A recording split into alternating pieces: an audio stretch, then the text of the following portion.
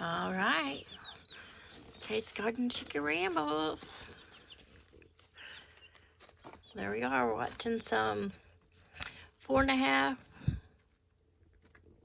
almost 5-week-old cream leg bar chicks. I've got 3 of them. I bought them from a lady here in Delaware who has a lot. At the time, I just got 3 to see how I was going to. I just didn't want a bunch more chicks in the house, but I couldn't resist. This big guy here in the front, that's Column. The smallest of the chicks there, of the hens, right there, that was beside him. Right, oop. That's Lyra and that's Moira.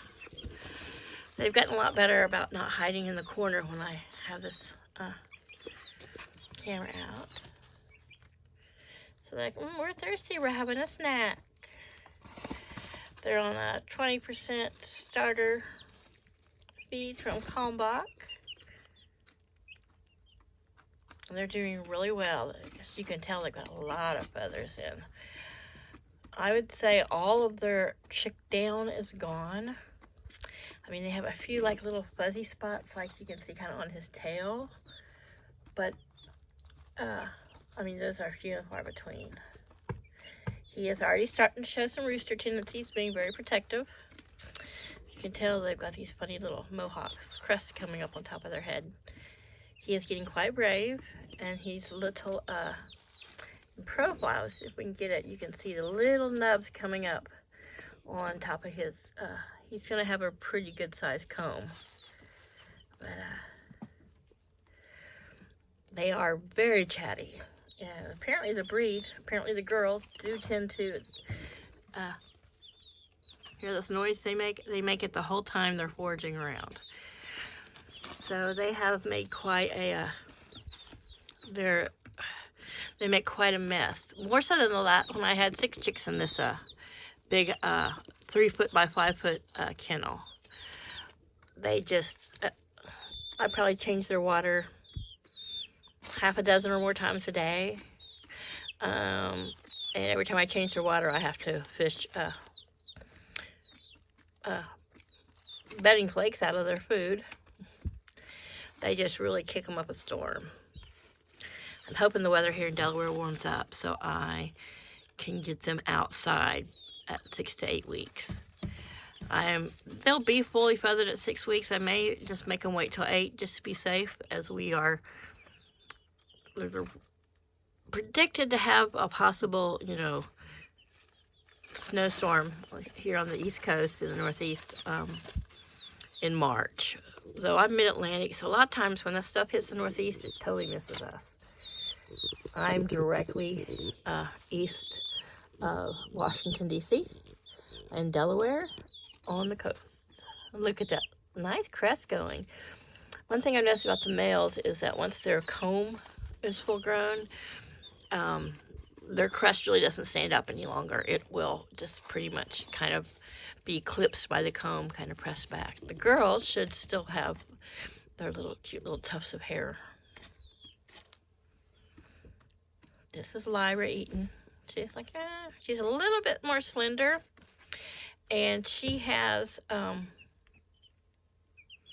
a light spot on the back of her head's kind of gone. There's the girls. And he's like, break it up, girls. No chick fights in here. I mean, the girls are getting really kind of hard to distinguish from one another. Yeah, they get their zoomies a lot. So, of the 2 hens, I believe Moira here in the front is probably the most dominant. Lyra's a little bit lighter on the back, behind her crest, but she's a little bit smaller. But the girls will get zoomies or this little fighting thing at them, and Column's really good about going and breaking it up. They didn't like this little swing, so I just hung it here at an angle, and so they like to walk up and down it like a ladder. This is a perch I use for the chickens that are outside now. It's about a 1.5 inch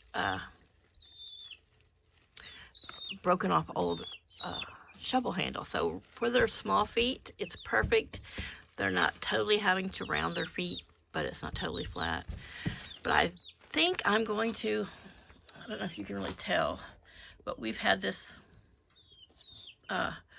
this kennel for a very long time. Paul had it before I even came here, and I've been here 13 years almost. So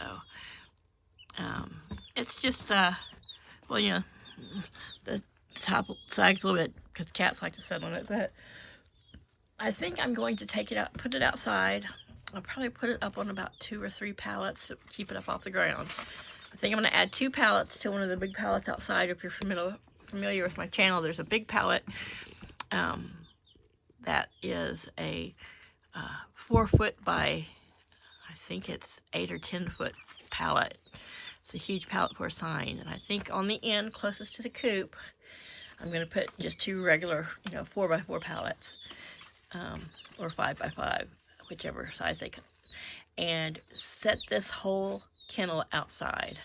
I'm going to put hardware mesh across the top of those pallets, and then set this on the hardware mesh.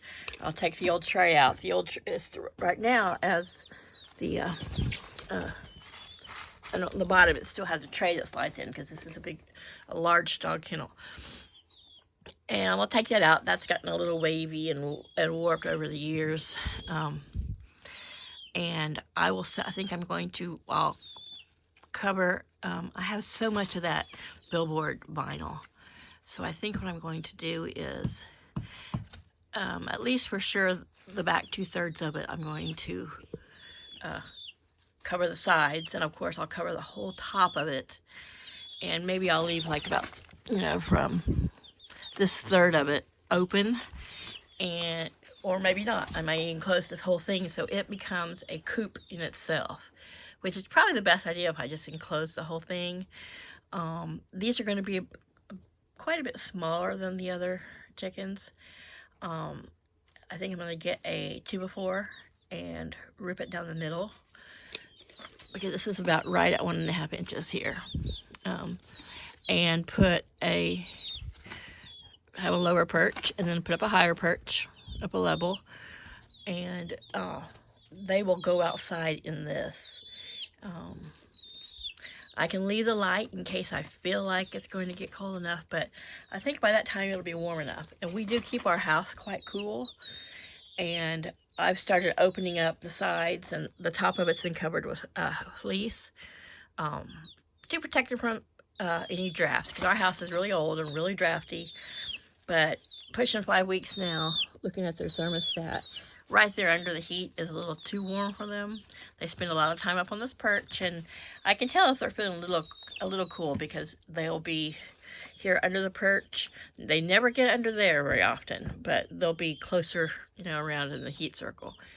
And sometimes they're cuddled up, sometimes they're not. But it's been so warm yesterday and the day before. I opened the windows of the house just to help air out the house, and it was a pretty good cross breeze, but it was like 68, 70 outside.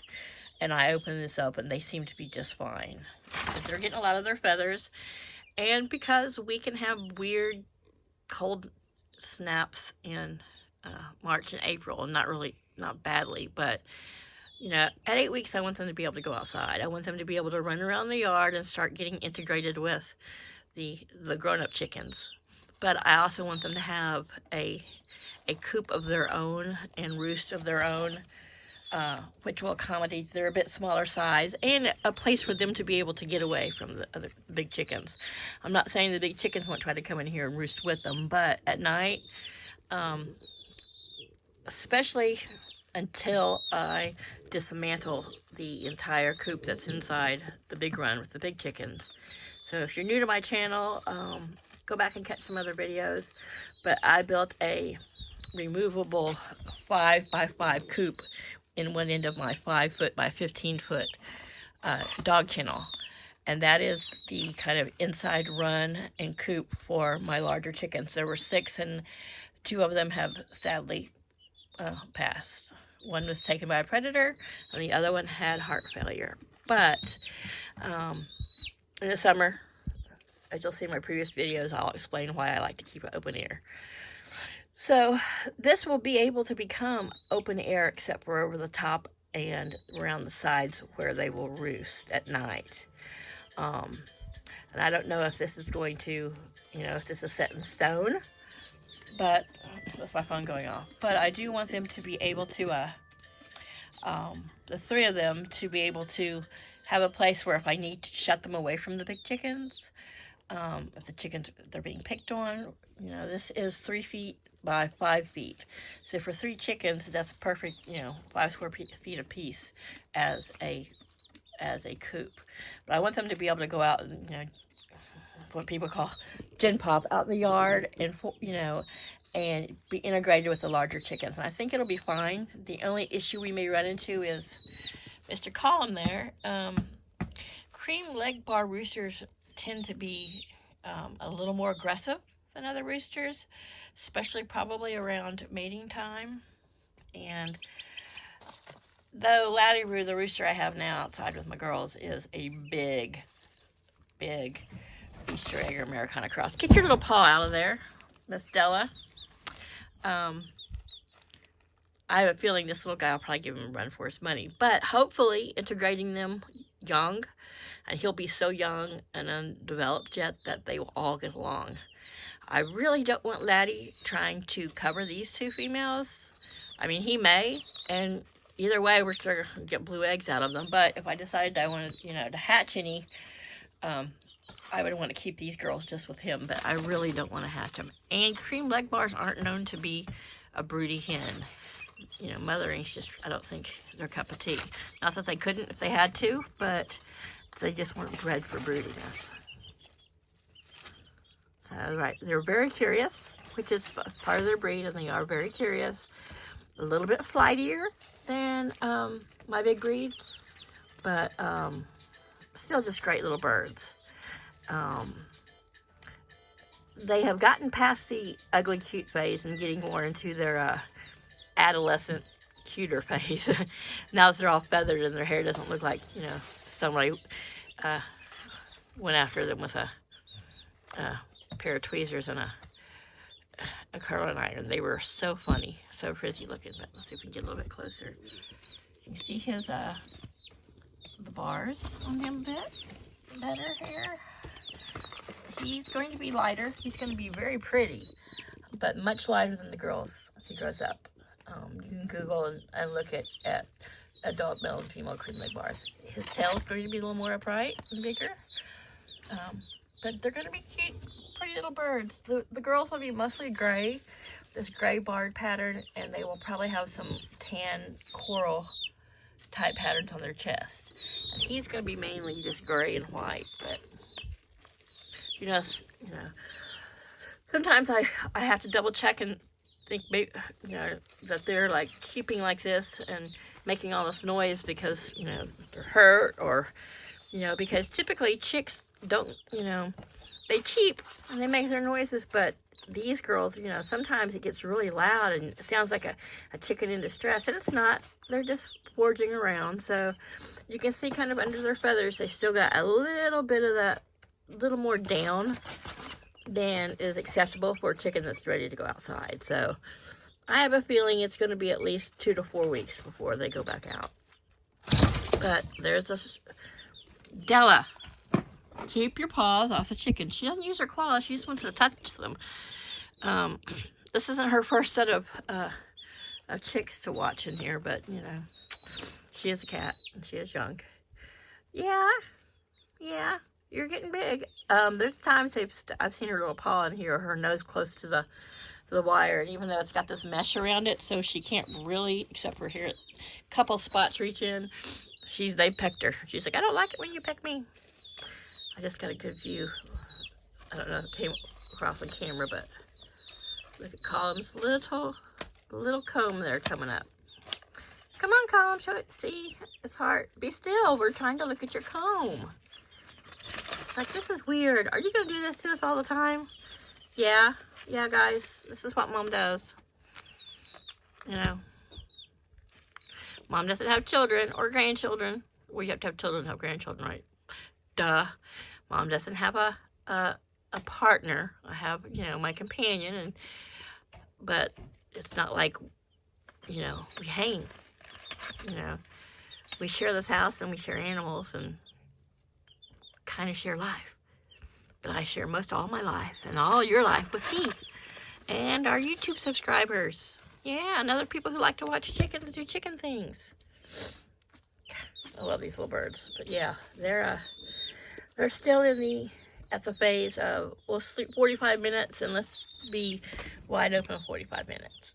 Colum, you're so beautiful. His name is Colum, spelled C-O-L-M, Celtic. And these girls have, Lyra and Moira are also Celtic names. This first round of chickens all have Celtic names, but I don't know what the next round will be, but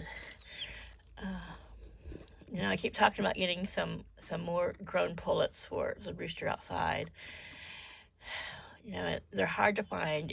If somebody needs to rehome a few, I think I will get a few, but I don't think I'm going to pay the price to buy, you know, hens that are already a couple years old. And I just really don't want to introduce birds from different places to my flock, you know. And, you know, if one bird happens to have a few mites and it goes everywhere. And right now we have been so fortunate and so lucky that, you know, I've been able to make I can handle all my birds. I can check them. We've been parasite free internally and externally outside. And of course these girls are inside. And, you know, I just, for management purposes and for my peace of mind, you know, the laddie outside, he needs some more girls, but we'll just see how it goes, you know. I seem to, you know, change my mind back and forth just depending on how I feel that day and just what's going on with the birds. Every day is a new day. There's nothing about any day with chickens that is exactly the same. So anyway, we're going to end this because we're at a little over 17 minutes of just watching these chicks do adolescent chick things. Colum, you're so pretty. Come on. He's like, you in that box you hold up at us.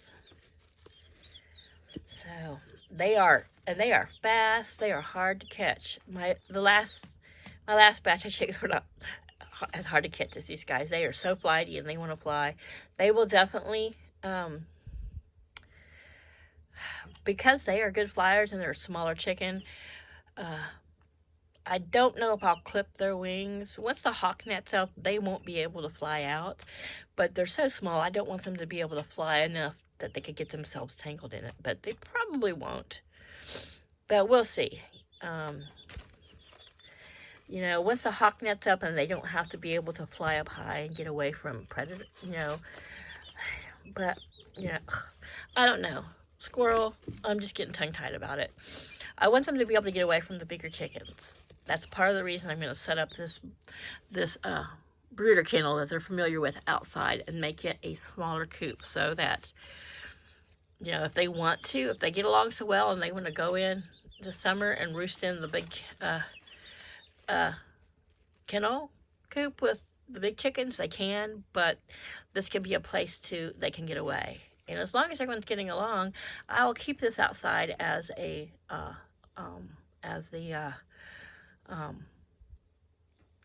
I don't know, outdoor grow out pen.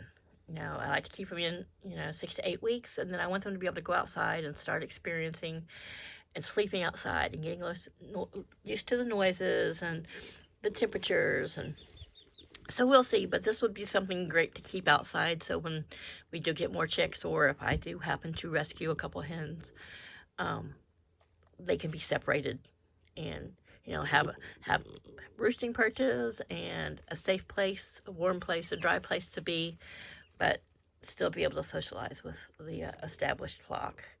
So anyway, it's bath time. It's preening time. We're all about making these feathers look good. So like, hey, we just got them. We got to keep them up. And I don't know, you know, how they feel as their down is changing to feathers. So every now and then I'll see them chasing a little piece of fluff around, thinking it's a bug, and it's not. Adela. Oh, I saw that girl. You're going to get squirted. like we showed on the other video. Oh, yeah, look at her. She's like, don't squirt me. So I keep a little vinegar water in my, little bit of vinegar in my squirt bottle. But by the time she cannot reach them, and they're pretty good at getting away. And once I put the cover back over this, I opened it up to have more light from the window and stuff. She can't lift the heavy fleece and really reach in for them. So I'm going to readjust some of their protection and oops, sorry, stick it on the light and end this video with looking at Mr. Handsome Calm. All right. So everybody have a great weekend. I hope you're doing well. Hope you enjoyed seeing the new chicks. Bye.